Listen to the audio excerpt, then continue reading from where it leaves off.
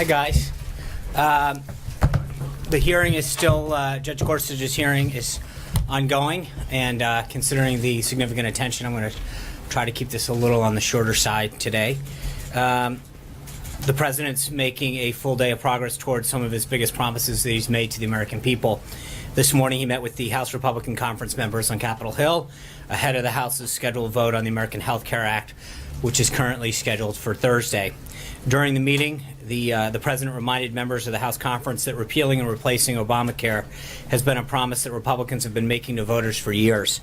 Members made it clear that if voters put a Republican in the White House and continue Republican majorities in the House and the Senate, that we would repeal and replace this ill-advised and legislation. And for every member who pledged the American people that they would deliver on their promise, this is really their chance. This is the repeal of Obamacare that Republicans have been working on for years, and voters have been waiting for this for some time. On Thursday, as the House gathers on the floor and casts their votes for the ACH, it'll exactly be 7 years after President Obama has signed Obamacare into law. We're hoping to make this the last anniversary that Americans will have to endure Obamacare.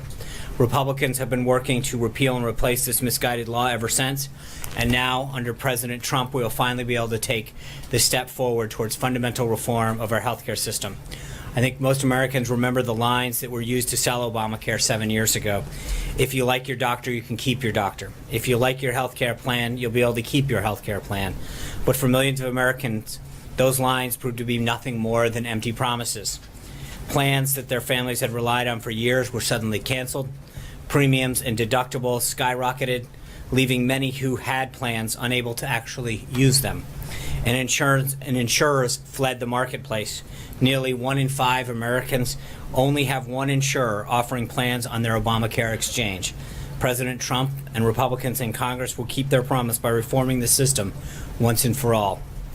And that's exactly what we're doing with the American Health Care Act, which, along with the additional legislative and administrative action that is part of the three-prong approach that we've continued to outline, will finally give all Americans the health care system they deserve, where market-based competition leads to more affordable, higher quality health care opportunities.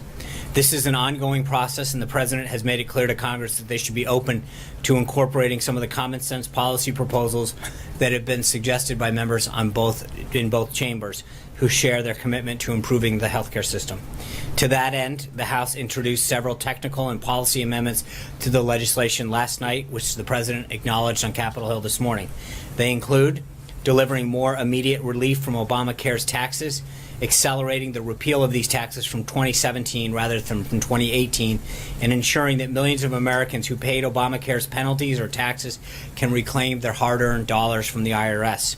It's making it easier for Americans to deduct more of the cost of their medical expenses, protecting life by prohibiting taxpayer dollars from being used to help purchase insurance plans that currently cover abortion, giving states additional flexibility for their Medicaid program, covering traditional adults and children populations while maintaining baseline funding for elderly and disabled populations, giving states the ability to implement optional, reasonable work requirements for able-bodied adults without dependents as part of their Medicaid programs, freezing Obamacare's Medicaid expansion while allowing for a responsible unwinding so that people who enroll before 2020 will continue to be supported by the program, and providing a more generous reimbursement for elderly and disabled Medicaid enrollees, recognizing that those populations have unique needs that must be taken care of. After he returned to the White House from the House, speaking to the House Republican Conference, the president received his daily intelligence briefing. Then the president signed S-442, the NASA Administration Transition Authorization Act of 2017, acting on another of the president's most ambitious promises to the American people. Many may recall in his joint address, the president said, quote, "American footprints on distant worlds are not too big of a dream," end quote. And with this bill, he is taking the latest step towards making that dream a reality by reiterating NASA's mission to ensure America remains a leader in space exploration. This bipartisan, bicameral legislation provides NASA with the full support it needs to fulfill this and many other important missions, including supporting NASA's plan to explore deep space and sending astronauts to Mars, including an endorsement of launching the Mars 2020 rover, The rover will explore a site that is likely to have been habitable, seeking signs of past life and testing compelling samples and techniques for future robotic and eventual human exploration of Mars, reaffirming that NASA remains a fully multi-mission agency with a balanced set of core missions in space science, space technology, aeronautics, human spaceflight, exploration, and education. Endorsing NASA's continued progress towards launching the James Webb Telescope, which will be a giant leap forward in our ever-evolving quest to understand the universe, and establishing an astronaut occupational health care program, something that NASA has considered a priority for years. After the bill signing, the Vice President also announced that the President will be taking action shortly to relaunch the National Space Council, which the Vice President will chair. The President was honored to sign this new bill into law so that NASA can continue its work towards making America the world leader in space exploration once again. Also this morning, the Vice President hosted a breakfast meeting with Prime Minister al-Abadi of Iraq. We provided a readout on the President's meeting with the Prime Minister yesterday as well, and I believe there's been a readout of the Vice President's as well. At 3 p.m. this afternoon, the President will meet with members of Congress who are part of the House Tuesday group to discuss the American Health Care Act. And this evening, the President will speak at the National Republican Congressional Committee March dinner. Over on the Senate side of the Hill, the President's pick for the Supreme Court, Judge Neil Gorsuch, has been doing a phenomenal job in the Senate today during his first day of questioning. The judge's eloquent testimony yesterday was widely praised from both sides of the aisle, and it's clear that everyone agrees from a broad spectrum that Judge Gorsuch is a very qualified person to serve on the Supreme Court. As the judge noted today, quote, "A judge is there to make sure that every person, poor or rich, mighty or meek, gets equal protection under the law," end quote. His records show that he's lived up to this commitment throughout his entire career, and he's continuing to prove that he's exactly the type of jurist we need on the Supreme Court throughout the questioning that's started today. Today is also National Agriculture Day, for those who are keeping note. The world needs America's farmers and ranchers to lead, just as the world needs America to lead. Global food demand is expected to increase by 50 to 97% by 2050. The world can't afford for America's farmers and ranchers to retreat, but the agriculture industry has met its share of challenges in recent years. While our farmers are the most efficient in the world, margins have been tightening, regulations have been multiplying, and exports, which has historically accounted for over 1/5 of U.S. farm production, have been declining due to unwise trade policies. The President promised the many people in the agriculture industry and throughout rural America that he would not allow this to continue, and he will continue to pursue policy changes that will reverse this disturbing trend. Quickly, in terms of follow-up from yesterday, I was asked about North Korea, and I want to provide a quick update from the NSC. Quote, "The United States, in coordination with our allies, is exploring a new range of diplomatic, security, and economic measures in response to the grave and escalating threat posed by North Korea's nuclear and ballistic missile programs," end quote. And before I open it up for questions, let me just run through a few scheduling updates. Tomorrow, the President will stop by the Women in Healthcare panel hosted by CMS Administrator Seema Verma. There will also be a series of meetings with members of Congress tomorrow. In the morning, the President will meet with members to discuss the American Health Care Act, and in the afternoon, he will meet with members of the Congressional Black Caucus. On Thursday, the President will have lunch with Secretary of Treasury Mnuchin before hosting a meeting with truckers and representatives from trucking companies on health care that we discussed yesterday. In many states throughout their country, trucking happens to be one of the largest employers, and it's important to understand the impact of health care legislation on this important industry. I'll have updates on the weekend schedule for you, hopefully tomorrow. And finally, yesterday, pursuant to the President's executive order on interior enforcement that he signed on January 25th, the U.S. Immigration and Customs Enforcement Agency, ICE, released its first weekly list of detainer requests, which local law enforcement agencies have failed to comply with. These examples were criminal illegals who have been arrested or convicted in many cases of serious and violent crimes threaten public safety. In each instance, local law enforcement is refusing to cooperate with ICE in its efforts to remove illegal immigrants who have committed a crime. It is part of the President's continued efforts to keep our community safe. A copy of this report is available on the ICE website that details all of the municipalities where there has been an issue and the crime that has been committed and the person and not necessarily the person's name, but the offense in which they were convicted for. And with that, I'll be glad to take your questions. questions? Since we're talking Supreme Court, John Roberts. Come on. That was good. Not bad. Unless there's an Alito in the audience.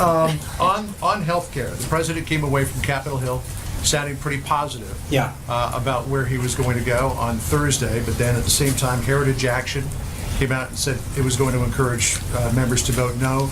Club for Growth is taking out ads attacking this bill. Jim Jordan said president's great, but it's still a bad bill.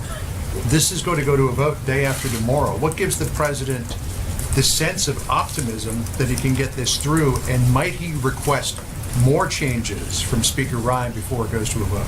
Well, I think we've talked about this for days. There's been a lot of input from members of Congress, and I think that the meeting this morning really was a huge sign of support.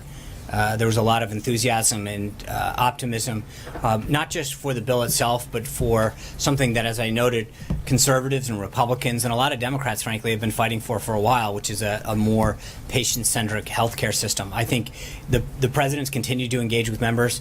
He will continue to do that all the way through Thursday. But as I also noted, there were a lot of changes that were made by the Speaker last night. Additional legislation, the three-prong approach that we've talked about in the past, has been put forward to actually make sure that members understood the comprehensive nature of this. This is one vehicle. There's a huge administrative piece that Secretary Price will administer through administrative action that was given to him when they passed this bill and gave that authority to Kathleen Sebelius, then the Secretary of Health and Human Services, to implement pieces that they couldn't get done legislatively. We can now unwind a lot of that and add a lot of consumer-based and competition measures through the administrative thing. But then the third prong, all of the other stuff that we've talked about for years as Republicans, buying across state lines, expanding health savings accounts, et cetera, all of that has now been introduced as well. And I think that he continues to meet with members and walk away with a very, very optimistic view of where the bill is headed. I think a lot of the measures that have been changed and tweaked and updated have assuaged members who had concerns or wanted to see some additional tightening. But keep in mind, if you are a conservative who has been fighting for repeal and replace, this is your chance. If you are a conservative who has been looking to address out of control entitlement spending, this is the first attempt. This is the first reform of an entitlement program in terms of Medicaid in 30 years. These are a truly conservative set of principles that we are fighting for. The competition that's in the bill, the ability to allow prices to come down and choice to go up. There's nothing more conservative that is in this bill, and I think as members continue to talk about ideas that have been included in this bill and the principles of it, we feel very good going into the final stretch. But may he seek more changes in order to further assuage? It's possible, but I think that we've made some very positive steps forward. So I don't want to rule anything out. But I will say that I feel very good about this where it stands now, and I think the more and more that members meet with the president, the more they understand how important this is to the overall agenda that we're seeking to pass. And I think if we can, as the president noted this morning to members, if you can repeal Obamacare, replace it with a healthcare system that does what conservatives and independents and frankly some Democrats have talked about it for years, that does exactly that kind of thing, instill choice, drive down costs, allows people to actually get care that they've been promised, and then get on to things like tax reform, we will have an amazing first year in office. And I think the president reminded them this is the first step in an amazing agenda that he set forth and that we can work together on. Eamon. Thanks, John. Members of this administration have talked about the stock market as a real-time barometer for how the administration is performing. This afternoon, though, the stock market has been off as much as 200 points on the Dow. Some commentators on Wall Street are suggesting that's because traders are starting to sense a lack of progress in the Trump legislative agenda, worried that he might not be able to accomplish everything he set out to do. Does the president believe that today's dip in the Dow is a result of his performance as president of the United States? Well, I think to look at any one day is nothing that we've always cautioned. I think overall it still continues to be up tremendously, and I think when you look at not just that one indicator, I think if you want to get you probably know better than anybody in terms of what you guys cover, that you can't look at one indices and say that is the benchmark of an entire economy, but you see confidence levels both in small business and in other surveys that show that there is continued confidence in the market and optimism in the market. You see manufacturers coming back to America talking about investment, major CEOs and small businesses trying to grow the economy and talk about job creation. Those are the real indicators. And again, I think the numbers that we saw last month, again, 1 month isn't make a record. But I think that it was very promising, not just because of what the number was, but what it had been forecast to be, right? So it was expected to be 200,000, came in at 235. So again, when you're overperforming, I think that shows a sign of optimism and confidence in the market. I think, again, I just want to make sure that we're clear before we go into as we continue through the months. One report does not make something to base an entire record off of. But I think that we feel very good about where things are headed and the direction things are going, not just in terms of the indices and the ups and downs of the market, but also in terms of the number of manufacturers that are walking in and restating their commitment to grow jobs, expand, et cetera, in the market. Do you feel like that confidence that President Trump will be able to get a tax cut done this year that would be in place for next year? I think we're well on our way to seeing this agenda done. The president's rolled out the budget, which I think reaffirmed his commitment to fiscal austerity and to the priorities he set out of defending this country, making the increases in national defense and homeland security that he promised, prioritizing other things in the budget. We've got Obamacare done on immigration, executive order-wise, and I think that when you're doing big things, Obamacare, tax reform, I mean, the healthcare system's a fifth of the economy. That's no small feat, and I think in terms of what you've seen so far, going through three committees, moving along, the Senate ready to take it up, his pick of Neil Gorsuch, the agenda is moving along at a very brisk pace in terms of what his priorities were and where I think we're headed. Sean, last month, I guess, you talked and asked about the consideration potentially of a carbon tax, which I guess was discussed in a meeting at the White House. We're hearing some reports that there's a pretty lively internal debate. Gary Cohn might be someone who's more prone to that. Can you just discuss, is the president considering a carbon tax, and what are sort of the various opinions that are going on in the White House? I think there's a robust debate going on with respect to comprehensive tax reform.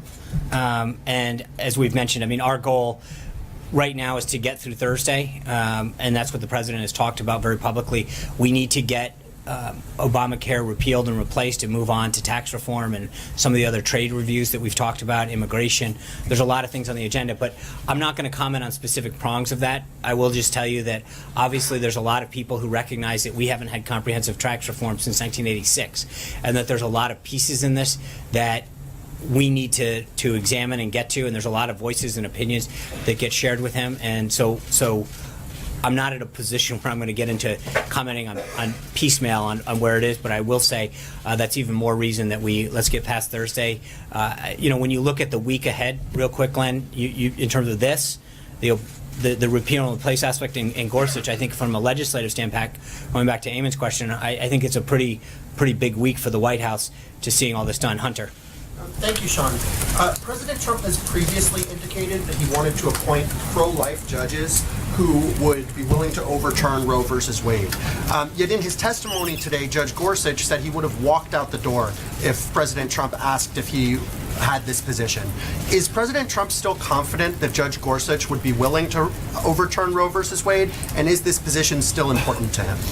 I think the president's comments speak for themselves. I think the president's list that he's put out on 20 are jurists that both the Federalist Society and Heritage have deemed to be people who interpret the Constitution as originalists, as people who aren't looking to legislate from the bench. And I'm not going to take the bait during a live hearing to comment on that, but I appreciate the effort. Ronica. Thank you, Sean. I have two questions on the same story. Recently, a 14-year-old girl, she was raped in the boys' bathroom of her high school. A 17 and 18-year-old boy have been charged. One of the boys, we know, unlawfully entered the country.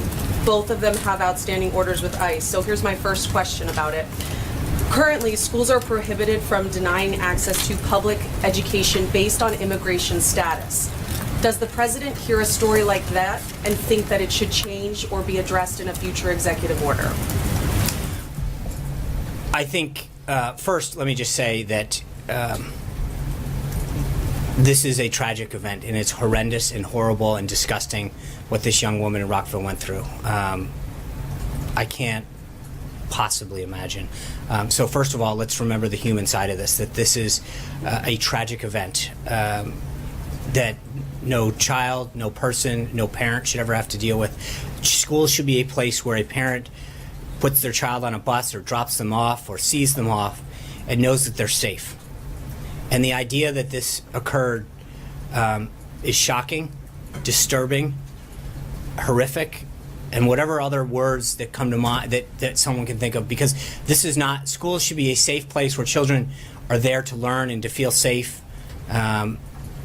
in that kind of environment. And to know that this happened in the circumstances, this young woman in particular fought to come to this country legally because of the freedoms and the treasures of this nation. And to think that this kind of tragedy would occur to someone who's personally endured that kind of struggle to come to this nation and then face this is reprehensible. And it is not who we are as a country. I think it is troubling, and I think further to your question, the president recognizes that education is a state-run and a local-run issue, but I think it is cause for concern what happened there. And I think the city should look at its policies, and I think that this is something that authorities are going to have to look at. I think from an immigration standpoint, clearly to see somebody, there's so many facets of this case that deserve question. Why was there, I think he was 17 or 18 years old. 18, thank you. And how does that person get put into the 9th grade? There's so many issues that come up in this case. I will leave it to authorities to get through, but I think that we are in the early stages of this, and there's a lot that needs to get addressed with respect to this case in particular. So I hear you about it being a state issue. Let's talk about something, though, that the president has implemented and introduced, VOICE. Is VOICE, Victims of Immigration Crime Enforcement, is that enough to support a No. It's one piece. The president understands that victims need a voice, which is why he brought it in there to help them when they're specifically targeted or victims of a crime by people who are here illegally. But I think part of the reason that the president has made illegal immigration and crackdown such a big deal is because of tragedies like this. We act so many times when we talk about this and say, well, is the president going to, how is the president, why is the president dealing with this and because of this priority? Well, part of the reason is because of the tragedy that this young girl dealt with, had inflicted upon her, whatever the word is.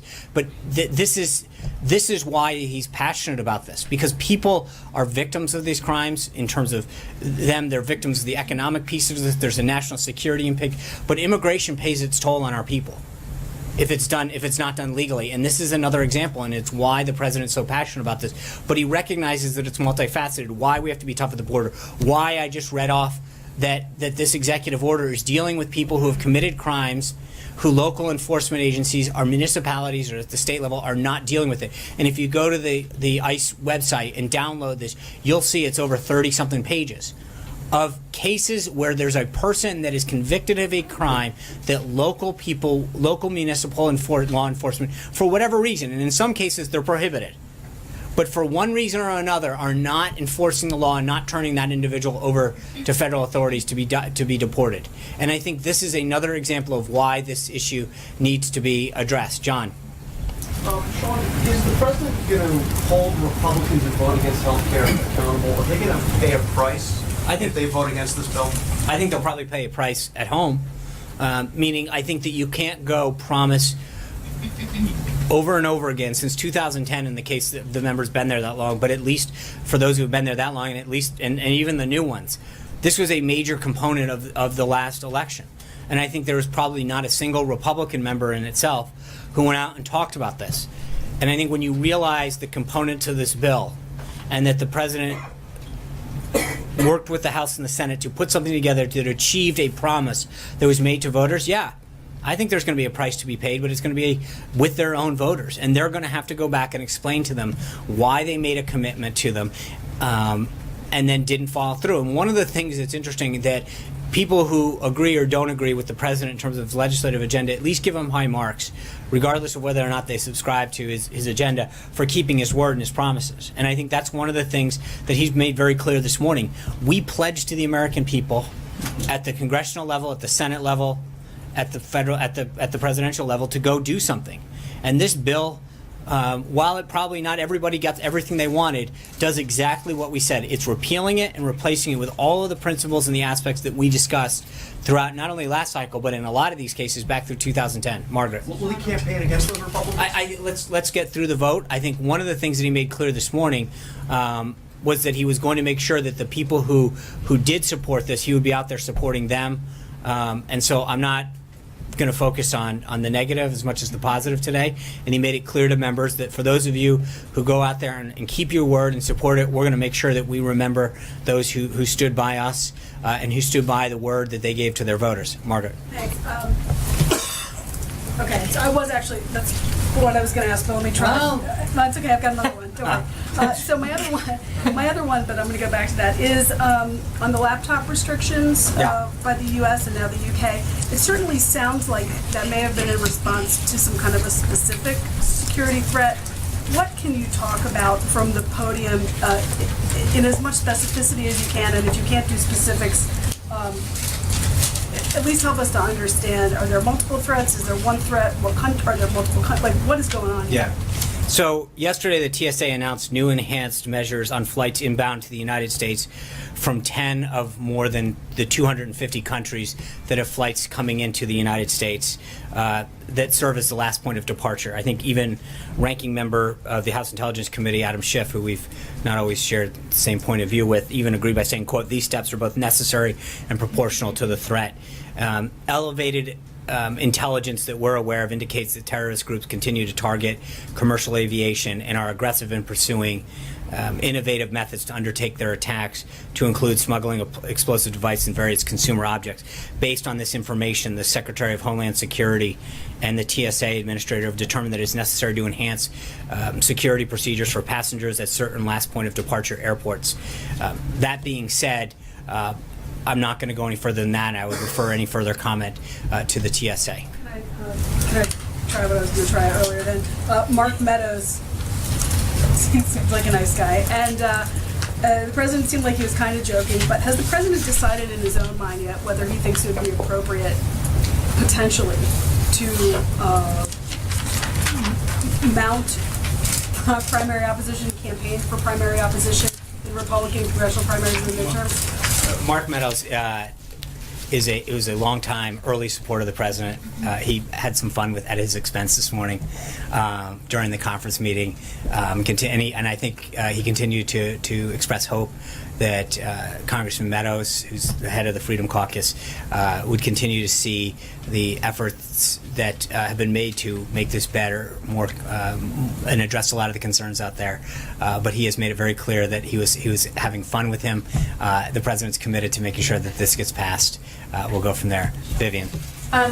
Thanks, John. First, a follow-up to Margaret's question. Why wait for the new aviation regulations 96 hours to implement it? I mean, isn't the president's mantra on counterterrorism that we have to, kind of sneak up on our enemies, not let them know our tactics? So I'm going to ultimately refer you back to TSA, but I will tell you that remember that these are 10 airports of last point of departure to the United States out of 250 that come here. Part of it is to allow, you have to provide appropriate notification to the host country, to the host airlines, and give them opportunity to get those procedures in place. I'm not going to comment any further about the security measures that have been taking place or are taking place, just to continue to refer you back to TSA. But I will tell you that I think that implementing something of this nature in that time frame is pretty darn quick. Okay, one more, sorry, I had a follow-up, sorry. Something totally unrelated. I wanted to ask, has the White House counsel approved Ivanka Trump getting a West Wing office and clearance? And so what is the administration's thinking behind this? What is she going to do? I don't think the council actually approves office space, but I get your question. Right. Ivanka has taken on several measures to promote high standards of ethical conduct. Even though she's not a federal employee, she'll follow the restrictions that would apply if she were. Mm-hmm. She's taken these steps with the advice of counsel and in consultation with the Office of Government Ethics. Hallie. Sean, two quick ones for you. One on healthcare to follow up on the follow-ups. You made very clear that the president was going to be supporting those who supported the bill. And I know you don't want to talk about the flip side of the coin, but when he talked this morning in the closed-door meeting about people paying a price, losing seats, not getting majority, is that an implied threat from the president to these members who don't back this bill? No, I think it's a political reality. I think if you go out and promise the American people something and your voters something, especially on a scale like this, and frankly, as I said, I mean, there's obviously members that have been there 1 term, 2 terms, 3 terms, but this is something that as a party we've made very clear. If you give us this, American people, we will get this done. And I think that to go and make a promise and a pledge of this magnitude and not to follow it through, I'm sure that voters would be upset, and we've seen this in the past. I think, and it's something that I think the president, as I mentioned earlier, has staked, has earned high marks for, is keeping his word. And I think the president was stating a political reality. If we go out there and make these pledges to the American people and don't do what we said we've done on these big things, then I don't think they're going to continue to want to see us in the majority, and they're going to look for an alternative. And so the second, and just to follow, will he remember the names of those who don't back the bill? We'll see. John Gizzi. Well, actually, I do have a second actual topic. I just want to follow quickly on yesterday. I just want to I clarify love your that. counting. It's like CBO. Sorry, CBO. Come on, that was... Do you want to elaborate on that one? No, I don't. Go ahead. I do want to ask about the Russia testimony from yesterday. I know you obviously addressed it from the podium 24 hours ago, but there was sort of this interesting moment that happened a little bit after the briefing where Director Comey was asked about sort of live tweets coming from the president and his account at the same time that the hearing was happening. And Director Comey was fact-checking the president in real time, essentially saying he was incorrect in what he was tweeting. Is there concern on the part of the White House about the president's credibility in that situation, that his own director is correcting his tweets and what he's saying in real time like that? Well, I mean, let's just be clear. I mean, he was answering questions. I mean, it's not like he was out there. He was responding to a question. But I think it's important to note with respect to this that and I saw a couple comments yesterday. Senator Coons took issue with a couple of the comments that we made. Let me just read to you. I know you guys love this when I do this, so I'm just going to entertain you for a second. Senator Chris Coons, this is his quote, direct quote, "I have no hard evidence of collusion," end quote. Director Clapper, quote, "not to my knowledge," end quote. Senator Tom Cotton, quote, "not that I've seen and not that I'm aware of." This is in reference to any type of collusion with Russia that occurred. Obama CIA Director, Acting CIA Director Morell, quote, "there's smoke but there's no fire." Senator Chuck Grassley, after the Comey briefing, "Doc, I can say at POTUS and at Clapper are both right. No evidence of Trump collusion with the left." So, we've now gone over this on multiple occasions, but at some point there's a distinction between an investigation that it goes into Russia's involvement in 2016 and this continued narrative that falsely tries to link the president or the White House into any of it. They continue to see that there is nothing there. Every single person who has been briefed, who has come out and publicly talked about it, Republican, Democrat, former DNI, former CIA directors, Obama appointees, have said no evidence. And so I get that we keep getting asked, but I mean, my point is that was one of the tweets though that he addressed. Is it said, former DNI continues to know, and that was actually true. These are their quotes. This is what they've said. So it's not a question. I think sometimes you come back to us. At some point, the question has to be to the individuals who've said this, to whether it's Chris Coons from Delaware or former Director Clapper or former CIA Acting Director Morell. They're the ones who've said these things on the record. They're the ones who've been briefed by the intelligence community, by the FBI, and come out and said there is no collusion. And so at some point to fact check the president for merely quoting them is not, the question should be directed at them, not us. But over and over again, it's come to the same conclusion. So, Caitlin. All right, John. Then Caitlin. That was very nice of you. It's National Ag Day afterwards. Thank you, Sean. Thank you, Caitlin. I have two questions. First, the author David Horowitz, in his book, The Big Agenda, writes of what he calls, quote, a deep state, end of quote, in which he said these are Obama holdovers in government who are trying to undercut the president's agenda. This has been widely repeated on social media. Does the president himself believe in this deep state? Well, I've been asked this question before, and I'll give you the same answer I've given before, which is I think there are people that burrow into the government after an administration. This is going back since the beginning of time. They used to call it ram specking. It's suddenly no longer permitted, but in terms of that same way. But this has been going on since the country came to be, where people burrow in after an administration into a civil servant job. But sure, that there's people after 8 years of Obama that found their way into government, so it should be no huge secret. All right. Okay? Yes. Okay. Mother question on. Ram specking? Oh, yeah. Oh, Google it. I remember Ram. I remember when. Have you ever seen my spelling? Come on. Ram specking. It was named after a form. I mean, we're going to go through a history lesson here, guys. Right. Thank you. Right. My other question was, over the weekend, Governor Graco Ramirez, the head of the Mexican Governors Association, was again in Washington and in a much publicized statement said that Mexico had scored its first victory over the proposed wall. He said that in the president's budget there's a line item for $2.6 billion in FY18 in tax dollars, and no mention of Mexico paying for the wall in any way. He's claimed a victory in that. Your response to Governor Graco Ramirez? It's a little early to be claiming victory. I think the president's made it clear that that he was going to use the current process to start the construction of the wall, and that there would be ways that fulfillment of that pledge would come through. Caitlin. Thank you. The administration and the president have repeatedly said that over the next few weeks they will present evidence that he was wiretapped. And last week he said it would be coming this week and he may speak on it this week. Can we expect the president to this week present evidence that he was wiretapped by Barack Obama, or will he speak about it? Because he didn't mention it last night in his rally in Kentucky. Right. Well, let's see how the week goes. Margaret. Sean, when we've heard from the president before talk about the need for this health care plan to pass, he's talked about the importance next of tax reform and the rest. At what point do you think that this agenda could be imperiled as you look at the vote count? Because you are also going to have a further fight, of course, to get any of this through the Senate. Sorry, so at what point will the vote count? This seems to be such a centerpiece of the rest of the president's agenda. So given that it's still not there's no certainty in terms of passage at this point, I mean, how concerned are you that Thursday could imperil the president's agenda? Well, I think the president's visit this morning was very well received. I think we continue down the path to get the votes. We got a ways to go. We got to get to the Senate next. But I think members understand that this is something that has been at the heart of what Republicans have campaigned on, and I feel very good headed into this. The president continues to talk to members, and we're going to make sure that we grow the vote as much as we can. But with respect to the rest of the agenda, I think all of the issues that the president campaigned on are things that the House and the Senate both look forward to taking up. There's whether it's trade or immigration or comprehensive tax reform, all of these issues are stuff that many Republicans have campaigned on for a long time and are eager to get going.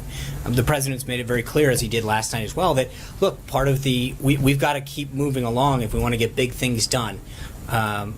There's a lot that can get done during this administration, during the first term, and he wants to get as much of it done as possible. And so the quicker we get repeal and replace done and put the American Health Care Act in place, the better. And that's just the nature of it is. But I think when you look at the speed in which we've moved, it's been very responsible. We've allowed the committees to do their will. The House has taken up the amendments. It's been online. So this is, I think there's always a balance between jamming it down and getting it done and over with, which is how the Democrats operated at one point when they legislated, when they finally moved on their bill, versus how this is done. But I think we've struck in a very nice balance on this. At which point will it be Trump care? The president said today it could happen. We asked during the voters' We'll have to see. Right now, it's the American Health Care Act, and we're trying to get it done. Anita. Two questions. First, the Kansas legislature is on the verge of possibly passing a Medicaid expansion, and the current version of the health care bill does not allow states to pass that. And so I'm wondering, as you know, most legislatures are currently meeting across the country. Will there be an exception for states if they expand before any new bill comes? It would be addressed in the legislation. I don't believe there's an exception clause. So I don't. But I also don't. It would be far be it for me to say at this point. I mean, the bill's getting ready to move to the House.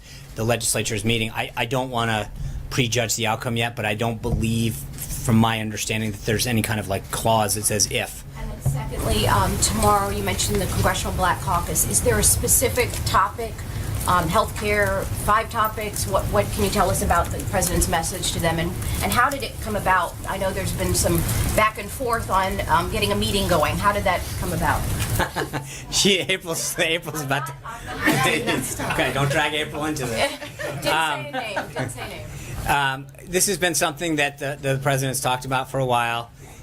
He met with Congressman Elijah Cummings. He started off in a phone call probably a month or so ago where they discussed prescription drugs and the need to get it down, and then the conversation continued. Our legislative affairs team early on went to some of their meetings and started having a dialogue with them, and that dialogue continued, and there was a desire to have a meeting. The president wanted to have them down. I think there's going to be a range of issues that get discussed that range from drug prices to infrastructure investment and education, HBCUs.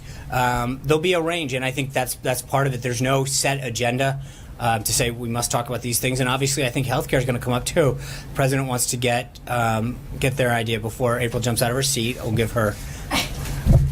Okay, thank you for giving me a follow-up. I want to follow up on the CBC, and I have another question on another subject. So with the CBC, since you're saying you went through all of this prior to the fact that he became president, there was an effort to reach out to the CBC.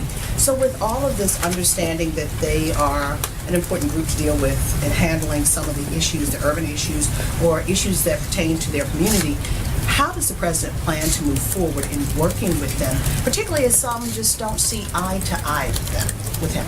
I think part of this is it continues to have a dialogue, April. I mean, it's simply sitting down with people, talking about issues, talking about common ground. I think if you look at the conversation that he began and continued with Congressman Elijah Cummings, they found common ground. The president talked about areas where, despite some of the narratives that are out there, there were issues that they probably both share a concern for, and that they can work on together. And maybe they won't agree on 100% or 60%, but maybe there's 15, 20, or 30% of the issues.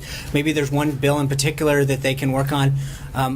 But there's a willingness to sit down and talk, and I think that's the first step in the process of any of these. It's not just your own party, and the president's shown this on several of these meetings, where it's not just business leaders. He's brought in the union leaders. He talked about healthcare. Yesterday he had Dr. Zeke Emanuel in. It's not about just bringing in people who agree with you. It's about people across the spectrum who can offer ideas. And the president's, and I get it that inner cities aren't exclusive. The rebuilding of inner cities aren't the only issue. But he's elevated the status of historically black colleges and universities, bringing that office into the White House to help coordinate some of the federal government activities. He's talked about rebuilding the inner cities. He's talked about school choice.